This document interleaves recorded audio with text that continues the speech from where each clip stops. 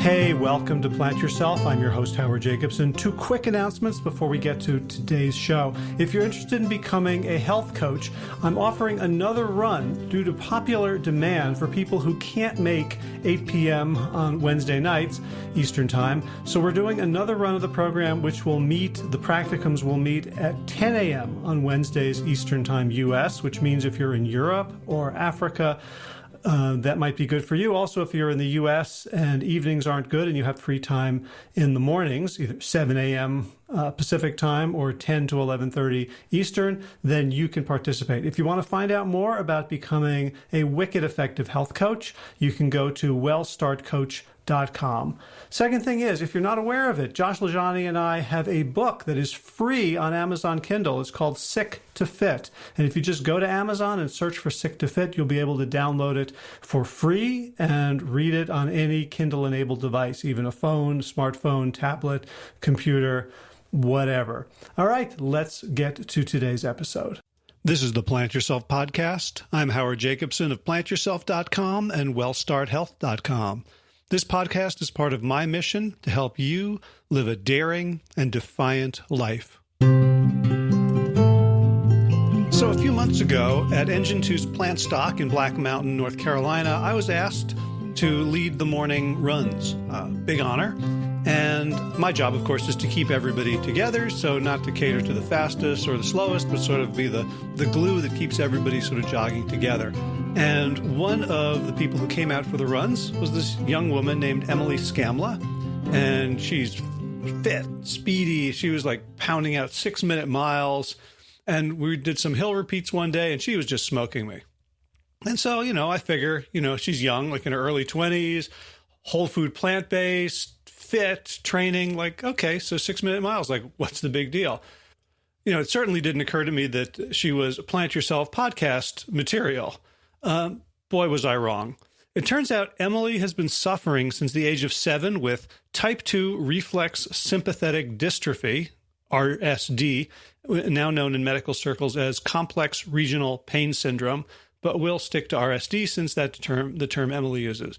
And it is a beast of a disorder, triggered by an innocent-seeming wrist sprain from a gymnastics fall when she was in 2nd grade. Emily's RSD led to changes in her bone and skin, tissue swelling, and extreme sensitivity to touch and constant agonizing pain. So the key feature of Emily's RSD was the constant firing of pain signals from the brain, even in the absence of any sort of physiological damage. And the worst part was the RSD went undiagnosed for 14 years. 14 years of a childhood with this invisible disorder that her doctors didn't recognize or understand. 14 years of living with severe pain that was not acknowledged or explained by anyone. 14 years of fruitless surgeries, prescriptions, and other treatment dead ends. And Emily tried to live a normal life, but the disease took its toll mentally and emotionally as well as physically. She suffered from anxiety and depression. She felt suffocated, she said, a slave to this RSD that was dominating every cell in her body. And then Emily decided to take matters into her own hands, including a whole food plant-based diet and a commitment to physical fitness and exercise that actually turned her into a formidable athlete. So Emily's clear that she's not cured, but the plant-based diet has allowed her to feel healthy from the inside out, even as the pain remains. And this pursuit of physical discomfort through hard athletic training has allowed her to kind of reframe the pain of RSD as good soreness, as the kind of discomfort that leads to growth rather than this gratuitous, horrible thing. And in addition to running lots of marathons and other races, Emily took up boxing and crew, more challenge and more discomfort. And in our conversation, we talked a lot about discomfort and how discomfort can be our worst enemy or our best friend. We compared her RSD with the discomfort of transitioning to a plant-based diet, the physical discomfort of cravings and withdrawing, and the social discomfort of being different from your group. So I am indescribably inspired by Emily and her journey. She's another one of those people who blows my feeble excuses out of the water. I hope you find her story of healing as valuable as I have. If you'd like to watch the video of our conversation, you can just find that at the show notes on plantyourself.com/298. Anyway, enjoy this amazing human being and get ready to be real inspired. Without further ado, Emily Skamla, welcome to the Plant Yourself podcast. Hi, I'm so happy to be here. Yeah, I'm happy to help you share your story because it's so amazing. So we met at Plantstock in Black Mountain, North Carolina this past summer, and we ran together in the morning, and you smoked me good. And I just assumed that you were like one of these, runner chicks, like you've been running since the age of 4 and winning all these races. And that's what I told myself to make myself feel better anyway. And then we chatted and you shared that your story was actually quite different. Let's just jump in with it. Okay, well, first I just want to kind of introduce myself. Like you said, my name is Emily. Currently I'm a senior in college. I'm 21. I live in part-time Pennsylvania, part-time Florida. Right now I'm in Florida. It's so amazing and warm. I'm a vegan, I'm an avid runner, and I'm a chronic pain sufferer, which I think is the basis of our conversation and how we connected. So I'm very fortunate to be on your podcast. So thank you. Yeah, so I'm going to Florida tomorrow. I'll be in Sarasota. What should I pack? So it's actually getting chilly for Florida, so in the high 70s. Gotcha. Yeah. Okay, good. So I can travel light. Yes. Okay, Great. so I'll just start. I kind of want to talk about first my disorder and kind of break it down and explain what it is. Yeah, that's great. So I have a condition called RSD, or Reflexive Sympathetic Disorder. It can also be referred to as complex regional pain syndrome, which is what it's normally referred to as. But I was diagnosed at a young age, and at that time it was called RSD, so I might refer to it as that. Conditions are usually characterized by severe burning or pain, and may affect usually one of your extremities, such as your arm, your leg, or your hand, or even your feet. So there are pathological changes in the bone and in my skin. So I experience excessive sweating, tissue swelling, and extreme sensitivity to touch, which is called allodynia. I suffer specifically from type 2 RSD, which means that there was a high velocity impact at the site of the injury, and that is associated with my nerve injury. So my key symptoms are intense pain that is way out of proportion to the severity of my initial injury. It affects my wrist, my palm, the top of my hand, all the way up to my shoulder, into my neck, and I'm having problems with my back and kind of my left shoulder in general. Uh-huh. And so you mentioned that there was initial injury. So this wasn't something you were born with. It's something that happened as a result of a trauma? Right. So usually RSD is an occurrence of a initial sprain, fracture, or break. So I was 7 years old when I sprained my wrist in a gymnastics tournament. And basically I just fell halfway through a movement, and it was a minor sprain. However, that initial injury started my long journey with chronic pain. So do we know, was there a genetic predisposition or just like weird something that just happened? Right. So RSD is very rare, and there's no genetic predisposition for like this specifically. Mm-hmm. It is every patient that usually falls under the RSD spectrum has had an initial injury, and then their pain gets worse as they get older. Uh-huh. So given that it's rare, were people just thinking you were crazy or trying to get attention? Well, right. It's really hard, especially when you're young, to have an invisible disorder, because my doctors didn't understand my severity of pain. My friends and family were confused. So for about 14 years, I wasn't diagnosed. So It was a myth. Yeah. So it was a long process, which is actually something that RSD patients should not have to go through, because it takes about 6 months to 2 years. In that time, if you're not diagnosed, then you will have very limited opportunities to be able to get rid of your pain or to heal. So because I could not find a doctor or a specialist who even had a suggestion that it could be RSD, and they didn't put me through the right testing. It took 14 years to discover and be diagnosed, which then led to me having to deal with this insanely painful lifestyle that can't be reversed. So there is testing. What sort of testing is available? What are they looking for? Well, you're really looking for excessive sweating, hair growth patterns that are different than your other arm, nail grow length, and then sensitivity to the heat or the cold. So when I'm in a cold environment, my arm will feel frozen, and the other arm will feel cold, but there's a significant difference. So there's sweat tests that you could go through, and then there's simple observational tests. RSD is very hard to diagnose. And I guess especially that it's so rare that people aren't taught to look for it. Correct. Yes. So what sort of treatments were you getting for those 14 years when people didn't have a clue? For a while, I was going back and forth between physical therapists because my, original initial injury was a sprain. So most of the doctors felt that my sprain had not healed properly. I also had 2 significant surgeries that led to increased amount of pain.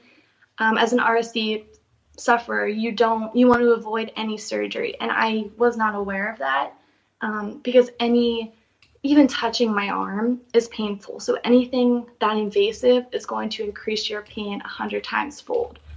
So yeah, I didn't have a good experience with seeing doctors, and the physical therapists didn't help, and they weren't specialized for RSD.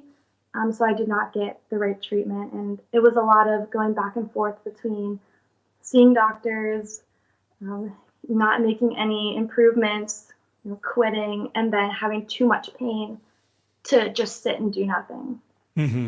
So what changed the day you got your RSD diagnosis? A lot changed. I realized that, well, my first surgery happened before I knew, and my second surgery happened after. So I think once I was diagnosed, I think it's important to understand that at the time when I was diagnosed, I was still kind of naive to what the tremendous amount of trial and error that RSD patients have to go through. We have to do a lot of intensive therapy that wasn't in my wheelhouse. I didn't want to do it. I was young, and I kind of felt buried with all of the suggestions that I was getting, and no one was telling me specifically, how do I make this go away when I want it to go away. So for a while, it took me some time to grasp the idea that this pain wasn't going to go away. It was all about, how do I manage it mentally, and how do I continue to make myself strong so that I'm not incredibly weak as the pain spreads throughout my body. Okay. So, watching you run and watching you do hills, it seemed like, you were handling, like I was in pain from that workout, right? So I had no idea that you have this added layer that I, can't even comprehend. What are the standard treatments that weren't working, and what did you find that started to actually help? I decided to try 2 pain drugs, and the one was Neurontin. And actually, when I first tried it, I lost almost half of all of my hair, and I got extremely sick on both drugs. That was the first path I decided to take, because most RSD patients, when they're diagnosed, are 60 years old. Like, they'll have an initial injury because they're more prone to falling. So because my initial injury was when I was so young, and my diagnosis was so long after, I didn't have the capacity to understand, and I didn't I just wanted a quick fix. So drugs was the first thing that I experienced, and nothing worked. I got very sick. I might have had a little bit of relief from the pain, but it wasn't significant, and it didn't outweigh my other side effects. Like I said, I then tried, before I knew I was diagnosed with RSD, I tried a surgery to look for a possible cyst, and there was nothing. And my second surgery was 3 years ago, and I knew I had RSD, but I was exhausted from no relief, and the drugs weren't working, and it was taking a toll on me mentally. I was very depressed. I went through a lot of mental battles up and down because of my pain and not being able to manage it. And because it's an invisible disorder, people don't understand. I can look so healthy and vibrant and be doing, activities and playing sports, but I'm still very sick, and it's hard to mentally adjust to that. Mm-hmm. So the second surgery, I just decided I will look for, I will do an exploratory surgery. So my pain specialist recommended that he would go in and he would look for anything that might be causing discomfort, such as inflammation. Unfortunately, there was nothing, there's nothing wrong with my hand. So I went back to that. Okay, I have RSD. There's nothing wrong with your hand. Your initial injury has healed. Your brain, you're no longer sending signals that your injury has healed. So I'm constantly firing pain signals, constantly firing pain signals without relief, and there won't be relief. So I have tried those. I was told that, right where I am now, my next step, if I wanted to pursue pain relief, would be a spinal implant. And I've decided against that because how how active I've become. Mm-hmm. There's a lot of side effects, and that's not something that I want to have to deal with. So right now, there's nothing unless I would want to go back to medication. So it's learning about managing the pain. It's learning about how do I make everything else in my body healthy and strong so that the pain, I can outweigh it, and it just becomes a part of everything else. Like when I work out and I push myself and I become so sore, I've trained my brain to acknowledge my arm and shoulder pain as part of this soreness, and that it's making me stronger. So that's, it's all in the mindset. There's nothing else I can do other than take drastic measures to have any pain relief. Gotcha. So how does your diet play into this? My diet, and it took me a while. My veganism journey was not, all of a sudden I was whole food plant-based. I was, vegan junk food for a while during the time that I suffered with some anxiety and depression over everything that was going on. But once I transitioned and my health became pristine and I was able to feel healthy from the inside out, I didn't focus as much on just feeling so sick and tired all the time, because my pain, when it's constantly firing and all you feel is pain all the time, and you're eating bad, even if you're eating vegan junk food, you can't feel good. It was impossible to ever feel good. So changing my diet allowed me to feel amazing, change so many things, so many aspects of my life, and that in return, I was able to handle my pain. Mm-hmm. So it sounds like it's not like the linear relationship. Like I want the story to be you went vegan and your pain went away. Right? That's not how it happened. No. I mean, I would love to sit here and say that I went vegan and my pain went away, but I think more importantly, because I still have pain and a lot of people might experience something like this, it doesn't matter anymore that I feel pain. It's all about how I changed my mindset, how I changed my body. I was very sick. I was a very sick person, and I couldn't even get up. I couldn't shower. And being a vegan, especially a whole food plant-based vegan, which I cannot talk about enough, that's so important. I've found success in athleticism, being mentally stable, and feeling happy for the first time in a long time. So, knowing that it's your brain is basically lying to you, right? Correct. Right. There's no pain, but your brain. Like, does that help in some way? To I'm trying. Obviously, I can't imagine what your experiences are, but I'm trying to extrapolate to, like, listening to a radio station that's spouting hate and lies, and I get to choose, like, oh yeah, it's saying all those things, but I don't have to believe it. Is there a way that you sort of distance yourself, or disregard or minimize those pain signals, even because they're real and they're also lies? You know what I'm asking? I do. It took me a long time because I wanted to basically my hand. I wanted to not write. I wanted to not have to raise it above my head. For a long time I couldn't cut my own food, and I just thought that this was the way. It hurts so bad, I'm going to baby it because that's what I need to do. But on the contrary, when I learned about RSD and kind of the science behind it, I started to understand that there's no physical ailment. I have pain, but it's okay to use my arm.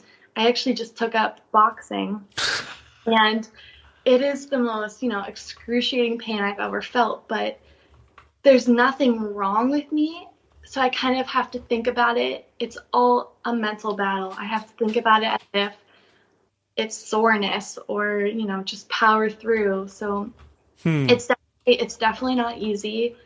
And, I'm still learning how to deal with it. There are days where the pain, encompasses me, and I have off days, but it's far to none compared to where I was. And what I'm hearing, and I teach this to people. There's so many people who are fine and fear pain. They fear, like, going for a run because of how it's going to make them feel, the soreness, the burning in the lungs, maybe the pain of footfalls. Like, people are terrified of discomfort.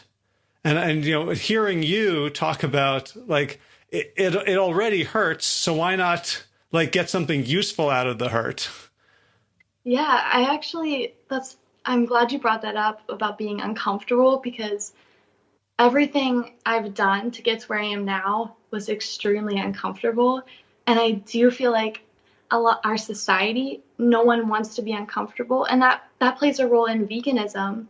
And it plays a role in, like you said, athleticism. No one wants to feel uncomfortable. Everyone has ulterior motives, and they'll do whatever they can so that they're comfortable. So the fact that I haven't been comfortable in so long, and my mindset has developed into, okay, what else can I do to make myself uncomfortable? Because it will balance everything else out. And I know that might not be how other people think, but if you want to be a vegan, if you want to transition to a plant-based diet, it is uncomfortable. It's uncomfortable on every level, socially, physically. You might see changes, you might, get a lot of backlash, but in order for us to progress, personally or not, you need to feel uncomfortable. And I've embodied that, and that's how I deal, and I dealt with everything that was thrown at me. So, yeah, yes, it's hard, but like you said, people don't want that. They just want to feel comfortable, and they want it now, and they want what they want, and you just have to push yourself. And if you're able to, if your body allows yourself to do things like go for a run, why would you not want to? And if your body allows yourself to eat plant foods and become the healthiest individual and feel great in your body in every way, why would you not want to, even though it's uncomfortable at first? Yeah, I mean, what I hear you saying is like you're going to be uncomfortable, and you can either waste it, or Yeah. you can spend it on benefits. Yes. I mean, I know now I'm kind of addressing veganism, but people, if you take these steps, you can learn about the common misconceptions. Like what I was aware of was, I would feel weak. I would have an iron deficiency. I would lose my hair. I'd have thyroid problems. But that's not caused by eliminating animal products. It's by, under eating, consuming processed foods, having a damaged digestive system. So because I changed my diet, I felt like I was cheating at life, even though I had, external things that didn't have to do with my diet causing me pain. But I'm able to have limitless energy and smooth digestion, and I radiate happiness. And I know I'm making the right changes for myself, in the environment. So everything else becomes mundane to me. Mm-hmm. So I'm real curious. You mentioned that you'd had sort of depression and anxiety issues, and there were days you couldn't raise your arm or cut your own food or take a shower. And now looking at you, you're you know you're amazing in the things that you're exploring that most people wouldn't do. How has that impacted the people around you who've known you through this whole process? Well, I think people are first confused because it's only been 1 year that I've been officially whole food plant-based. I've been vegan for 3 years, but people thought my vegan. First of all, my friends and family do not understand the capacity of RSD, and I understand completely that it's something that is blind to them and myself. But when I became vegan, I became myself more than ever, because I was able to, like I said, handle these external factors. So I think my family was happy, and now I'm this whole food plant-based vegan, and I just I think they're very happy for me. But yes, I was depressed for a while, and I think it's important to talk about, because I think a lot of people are, and I didn't. I felt suffocated. When you're depressed and you have anxiety, at the height of it, it spread through my entire life and into every cell in my body, and you're a slave to it. And I thought that I had to be perfect, and perfectionism doesn't exist. So I'm putting on this happy face, but I'm struggling, and I felt so alone. And I Yeah. didn't know there was so much going on that I couldn't handle. Mm-hmm. I'm really curious where the perfectionism came from, because looking in from the outside to see your disability and to see all you have really good excuses to fail at stuff. Right? If anyone has a good excuse to not excel, like oh, I couldn't do my homework, I couldn't lift my pen, I didn't study, or whatever. I would have milked those excuses for all they were worth. Where did perfectionism creep in the midst of all that? I think because I let my pain take over me for so long, and I was a slave to my pain. Whenever I went to college, I wanted to be healthy and I wanted to thrive like everyone else I was looking at. Mm. I didn't feel like I could baby myself or my pain anymore. I wanted to, be healthy, and I wanted to express myself and be able to act, normal in social situations and not have this, depression inside of me or this anxiety over they don't understand how I feel, and I kind of needed to understand that they wouldn't. So perfectionism came from, it was me putting it on myself and wanting to better myself for, first of all, for other people, but I didn't feel like I was doing myself justice. Mm-hmm. So the perfectionism, it sounds like it was about making yourself better for others rather than making yourself better for yourself. Yeah, and my obviously that has changed and developed into wanting to do things and being mentally healthy for myself, but I know a lot of college students feel this way. I know my friends felt this way and I was unaware of it. Everything becomes heightened and my stress levels naturally went through the roof. So of course, everything else would, fall into place with that. So when you felt increased anxiety and stress, did that exacerbate the pain? It does. And it's proven that that will increase any pain. So my pain went through the roof and I was dealing with having to excel in my academics, which is hard as someone who can barely write. So everything seemed as though it was falling apart, and I think that's where my depression kind of came in because I felt as though if I didn't take control, my life was going to unravel into complete unhappiness because of these external situations, and I couldn't handle them. So I had to just kind of think to myself, I want to fully live my life. I don't want to live how I'm living. And it took a long time for me to develop that into something that was tangible. Yeah, I'm sort of playing with this irony on like two levels. One is that like what you wanted to do in college, what anyone wants to do is sort of fit into a social group and be normal. And so, I'm just trying to imagine like having to have this, just have to decide, do I have this conversation with this person? Do I have it now? Do I get to know them better? Do I need to have it at all? What about dating? What about all those, the issues of just physical touch and affection? And Right.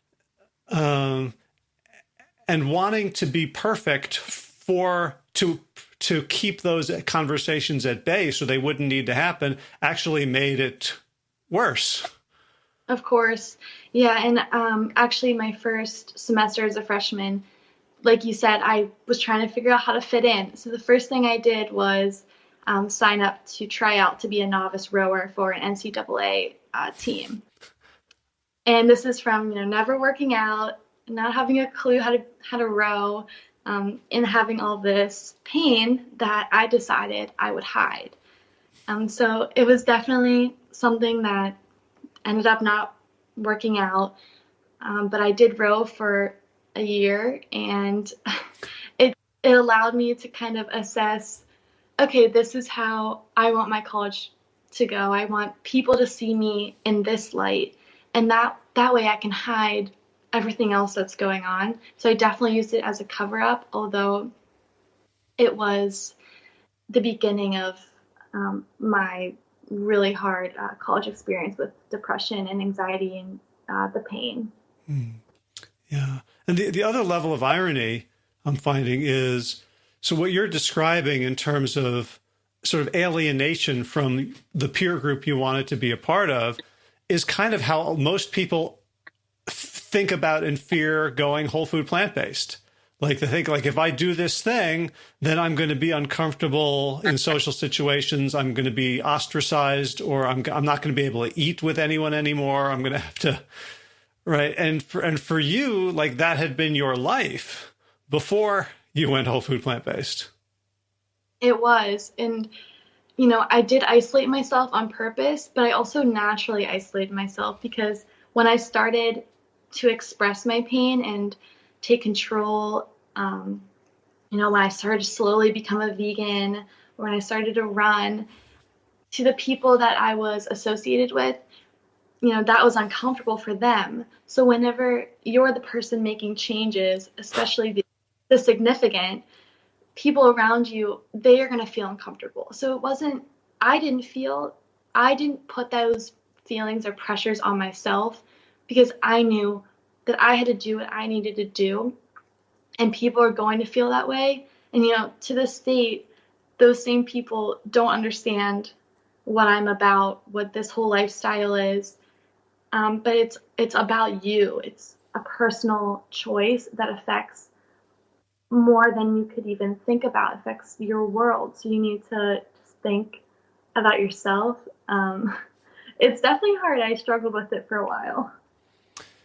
Yeah, I mean, it's listening to your story. I'm going to come back to this idea of like people who start running or exercising and feel like we try to teach people the difference between like pain or discomfort and damage. And it's like by that definition, like it sounds like the things you do to yourself that cause you pain aren't necessarily causing any damage, right? That your body is working normally on the physical level. There's just sort of this signal that's going off, and it's like you have like the world's most advanced degree in discomfort. Yeah, I do, and I don't think there's a way to explain to someone how I'm not overdoing it or damaging myself, because when I talk about it, it might sound like I'm pushing a disorder or a pain that shouldn't be pushed. But that's the kink with RSD. You need to be able to work through it, and you need to be able to live your life. So when people think that, that's me hurting myself even more, I have to try and remember that I know how I'm feeling and I know what I'm doing. Actually, after my last marathon that I ran, I hurt my foot and I was in a boot for 8 weeks because of severe tendonitis. And when it healed and the MRIs were all beautiful, I still had a little bit of residual pain. And I had to remind myself that you need to learn how to distinguish between RSD pain and there's something wrong pain. Because with this condition, it's most likely going to spread to other areas. And remember, they're after initial injuries. So it's those kind of things that, I have to learn how to distinguish from. But then once I realize there's nothing wrong, it's okay, you're not hurting yourself, then I think, and I push myself, in other ways. So like when I run, like I've been running some strong 6-minute miles, I am in so much pain and I'm sore and everything hurts while you're doing it. Running is one of the most painful things I do because my shoulder and my arm, the repetitive motion is very painful, but I'm not hurting myself. And this is me compensating for the years and years of feeling not strong and not healthy and not able to do what I want to do. So I pulled up a website based on a Google search. It's the rsds.org, so supporting the CRPS RSD community. And I'm wondering, I haven't spent any time on it, but I'm wondering, if you communicate with other people with this condition, and do they understand your approach to running, hurting yourself, going plant-based, or are you an outlier in that community too? Honestly, I haven't reached out to communities online, but for a while I was a part of a pain specialist institution called the Pittsburgh Pain Institution, and it was for children. And this is where a lot of toddlers to middle schoolers were being diagnosed with RSD at such an early age that then they were treated for their pain, and they had a bright future ahead because it's easily treated when it's first diagnosed. So I became involved with these people, and obviously they were young and I couldn't fully communicate, but it was very helpful for them to see me and to see how much at that time I was struggling. And I think I motivated them to, do your at-home exercises and, listen to your doctor and, their kids. But I just needed to be aware. I haven't taken it that next step and, found communities, but,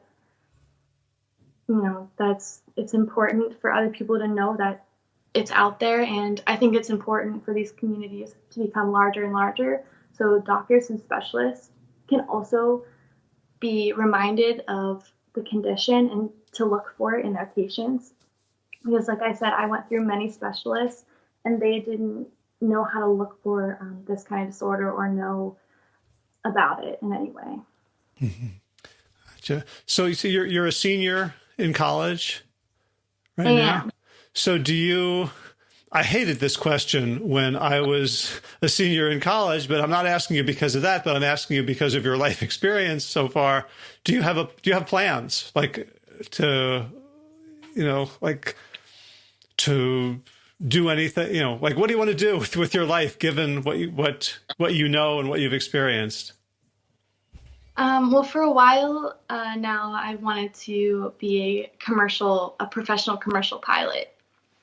And during the beginning of when that dream kind of became reality and I was getting my FFA medical certification, I wasn't allowed because I was taking, drugs for anxiety and drugs for, at the time, my wrist. And it took me a long time to, wean off of all of that and to become healthy and strong. So that's something I'm very excited for. I'm graduating with a degree in public health, which I think is amazing and very applicable to what I'm interested in. But I hope to turn that around and go to school to be a pilot. Wow. Yeah. So you don't have to do you have to join the Air Force to do that? No, I'm going to go to like a community school that have their own aviation program.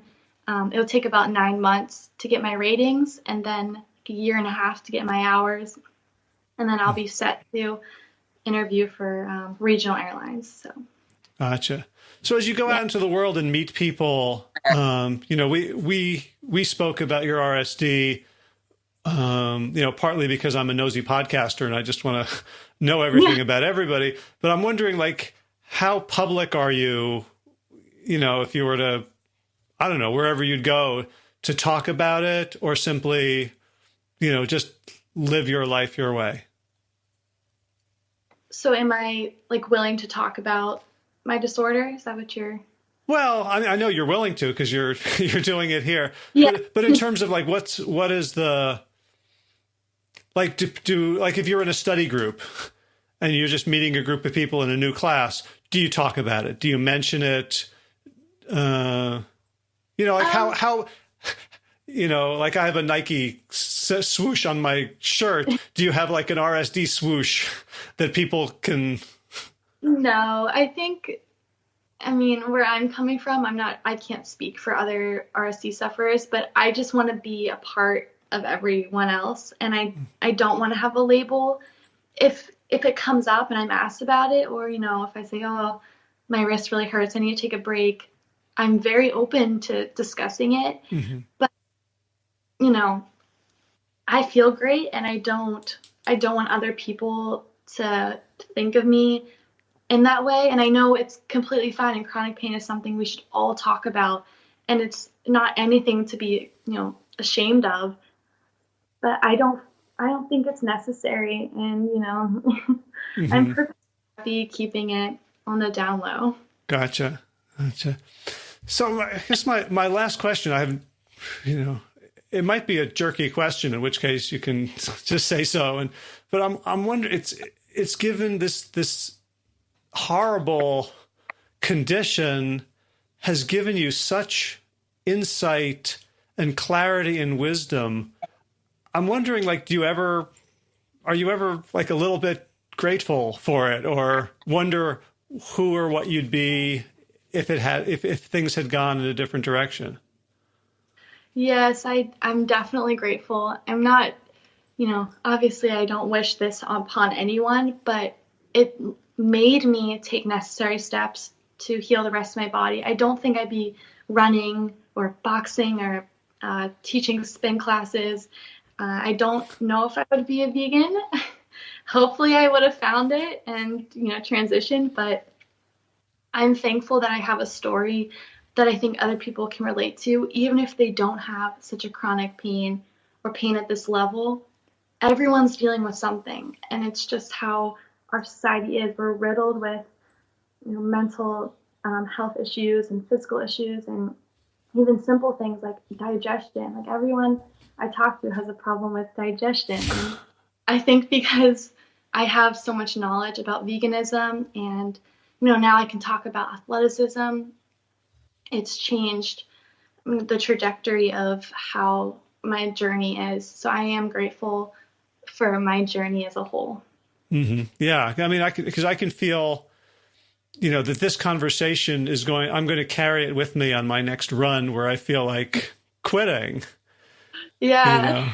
I'm just finishing Scott and Jenny Jurek's book North about their record-breaking Appalachian Trail thing, and just near the end, there's this guy who comes to basically toughen him up to this, like he's been broken down by 40 days on the trail, and this guy that he's talking about had not only been awake for 127 hours without sleep, so he understood sleep deprivation. He'd also cut off his own arm without anesthesia to escape from a boulder. And like Scott was saying, this is the guy who could speak with authority about the things that I needed to hear.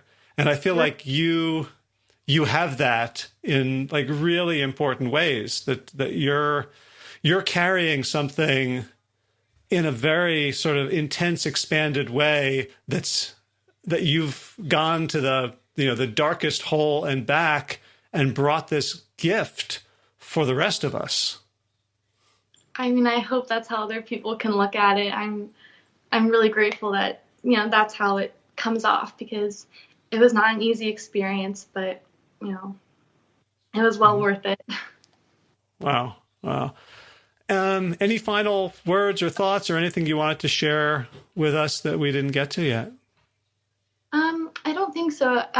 During this time, I do have under construction a site where I have more about veganism, more about RSD, and a lot about my athleticism, because that's something that I'm developing. And I have a lot of goals for that.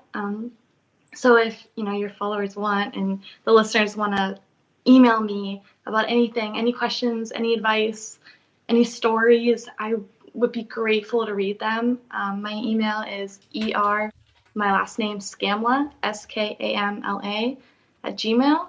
Okay. And you can find me at Instagram on my last name again, and that's EMM Skamla. And I'll be producing my kind of influencer site that's going to be out soon, so I can interact with people, and especially people my age. I welcome anyone who's struggling with anything.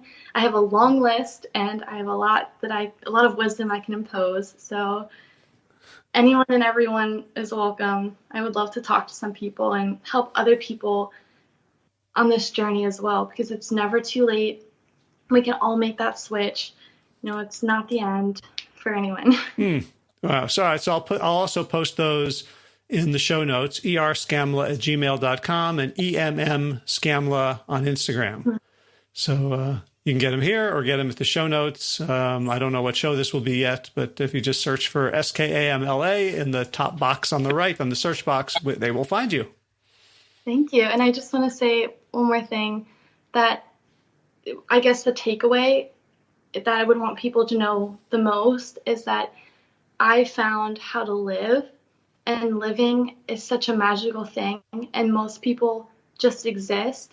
So whatever it is, find what makes you feel you're living. Beautiful. And which for no reason reminds me that we're also videotaping this. So assuming that the file works out, it will be up on YouTube, so people can also get the benefit of your radiant smile, as well as the hopeful and beautiful timbre of your voice. Amazing. Thank you so much. Yeah. Emily Skamla, thank you so much for sharing this journey and for all the light and hope and love you bring into the world. I'm honored to spend this time with you. I am too. Thank you. All right. How was that for an instructive and inspirational conversation? Man, I love doing this podcast. If you enjoyed this episode of the Plant Yourself podcast a tenth as much as I did, and you'd like to support our mission, you can subscribe and leave a review on iTunes. You can also share this on social media, and you can become a patron of the show. Just go to plantyourself.com, search on the right sidebar for the Patreon link, and you can help to support the mission. If you're new to the show, you can catch up on 297 archived episodes over at plantyourself.com. And if you'd like to read the show notes for today's episode and watch the YouTube of our interview, you can do that at plantyourself.com/298. So WellStart Health is doing another cohort. We're starting in January. So you can sign up now and we can drip you little tidbits to help you prepare for getting a clean start on the New Year's. You just go to wellstarthealth.com, click on program, and you can then click apply, and no obligation. Just let us know you're interested, and we'll confirm all the details with you after the application process and hopefully get you up and running for a fantastic 2019. No garden news to speak of this week. Running news on Thanksgiving morning, did a strong 14 miles with Gio on a hilly terrain. Felt real good about that. And the last couple of days, I've been doing the usual 6-mile stomps. All right, so let's do the thanks and get this one in the can and out into the world. Thanks, of course, to Will Ridenauer. Let's hear it. Sabali Dawn, the Dance of Peace, the theme music for the show. Check out willridenauer.com for more of his beautiful Kora music. And, of course, thanks to all of you, Plant Yourself podcast patrons, the people who help make this show happen every single week, as in Kim Harrison, Lynn McClellan, Anthony Disson, Brittany Porter, Dominic Marrow, Barbara Whitney, Tammy Black, Amy Good, Amanda Hatherley, Mary Jane Wheeler, Ellen Kennelly, Melissa Cobb, Rachel Barons, Christine Nielsen, Tina Sharp, Tina Ahern, Jen Volinovsky, David Vizek, The Mysterious Michelle X, Elspeth Feldman, Victoria Dolomanova, Leah Stoller, Alan Christensen, Colleen Peck, Michelle Andrew, Josina, Julianne Rollins, Stu Dolnick, Sarah Durkis, from the Circus, Kelly Cameron, Wayne Pedersen, Leanne Peterson, Janet Selby, Claire Adams, Tom Franzek, Jeanette Benham, Gil Lassert, David Donahue, Blair Seibert, Dorona Bizov, Jew and Carolyn Argentati, Jody Friesen, Ruth Ann Funderburg, Misha Rosen, Michael Warbeck. The Equally Mysterious, Tracy Z, Alicia Lemus, Rebecca Hughes, Val Linneman, Rhymes with Cinnamon, Nick Harper, Stephanie Holmes, Martha Bergner, Nicole Ramsey, Susan Ahmad, Molly Levine, The Inscrutable, Harry R., Susan Laverty, The Panda Vegan, Craig Kovic, Adam Sharf, Karen Burry, Heather Morgan, Ashley Corcoran, Kelly Machia, Deanne Norton, Bonnie Lynch of Plant Happy Oregon, Sabina Kurtzels, Nigel Davies, Marion Blum, Teresa Copel, Shell Rudless, Julian Watkins, Breed O'Connell, Brian Sheridan, Sharon Hirschman, Kate Rolls, Linda Ayat, Julie Langholm, Hedda Gardiza, Tuzan Wakani, Hainline, Aaron Greer, Alicia Davis, Aviva Lael, Heather O'Connor, Carolyn Jensen, Sherry Larkowski of Plant Power for Health, Karen Smith, Scott Mirani, Karen and Joe Crabtree, Tanya Lewis, Kirby Burton, Teresa Carell, Kevin McCauley, Elizabeth Rothschild, Kelly Baker Miracle, Ann Jesse, Cheryl Dwyer, Jenny Hazelton, Valerie Peltier, Peter W. Evans, Colleen Harrison, Justine Divitt, Joshua Summermeyer, Dennis Bird, Darby Kelly, Lori Fanny, Linnea Lundquist, Valerie Hummel, Deb Casilla, Emily Iconelli, Levy Wallach, Rosamund McAtee, Dan Picorni, Stephen Leenan, Patty D. Martino, Mike and Donna Kartz, Deanne Bishop, Bill Burry Elf, Gunter Schmidt, Marjorie Lewis, and Kelly Molden for your generous support of the podcast. That's it for this week. As always, be well, my friends.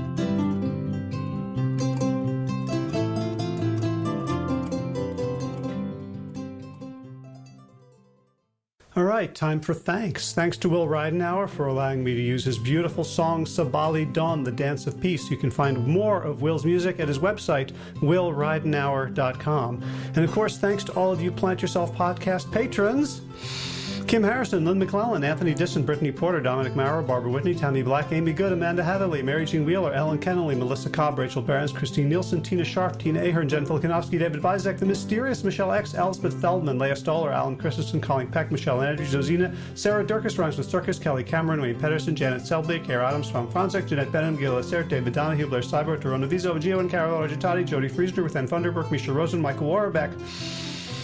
The Equally Mysterious, Tracy Z, Aviva Lael, Alicia Lemus, Rebecca Hughes, Val Linneman, Rhymes with Cinnamon, Nick Harper, and Martha Bergner, Susan Ahmad, Molly Levine, The Inscrutable, Harry R., Susan Laverty, The Panda Vegan, Craig Kovic, Adam Sharf, Karen Burry, Heather Morgan, Kelly Machia, Deanne Norton, Bonnie Lynch of Plant Happy Oregon, Sabina Kurtzels, Nigel Davies, Marion Blum, Teresa Copel, Julian Watkins, Breed O'Connell, Shannon Hirschman, Linda Ayat, Home Hedda Gardiza, Tuzan Wakani, Hainline, Aaron Greer, Alicia Davis, Heather O'Connor, Carolyn Jensen, Sherry Orlikowski of Plant Powered for Health, Karen Smith, Scott Mirani, Karen and Joe Crabtree, Tanya Lewis, Kirby Burton, Teresa Carell, Kevin McCauley, Elizabeth Rothschild, Ann Jesse, Cheryl Dwyer, Jenny Hazelton, Valerie Peltier, Peter W. Evans, Colleen Harrison, Justine Divitt, Joshua Summermeyer, Dennis Bird, Darby Kelly, Lori Fanny, Linnea Lundquist, Valerie Hummel, Emily Iconelli, Levy Wallach, Rosamund McAtee, Dan McCorney, Stephen Leenan, Patty D. Martino, Mike and Donna Kartz, Deanne Bishop, Bill Brielf, Gunter Schmidt, Marjorie Lewis, Kelly Molden, Tricia Adams, Ian Kramer, Nancy Sheldon, Lindsay Bayshore, Gunn-Marie Hagan, Tracy Gullich, Laura Heaton, Meg for Mama Says, Rochelle Kennedy, Diana Goldman, Stacey Stokes, Ben Savage, Michael K., Holly Butler, Diana, David Hughes, Connie Rogers, Claire England, Sally Robertson, Param Ganchi, Amy Daly, Brian Tourville, Mark Jeffrey Johnson, Josie Dempsey, Karen Schmidt,